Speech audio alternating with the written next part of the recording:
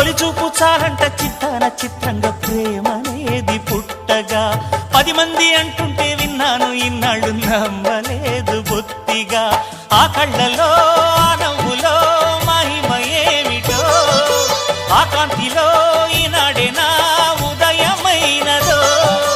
మదిసీమలో ఇన్ని మరుమల్లే గంధాలు మునుపెన్నడు లేని మృదువైన గానాలు మొదటి బలపు కథలు తెలుపు గేయమై తీయగా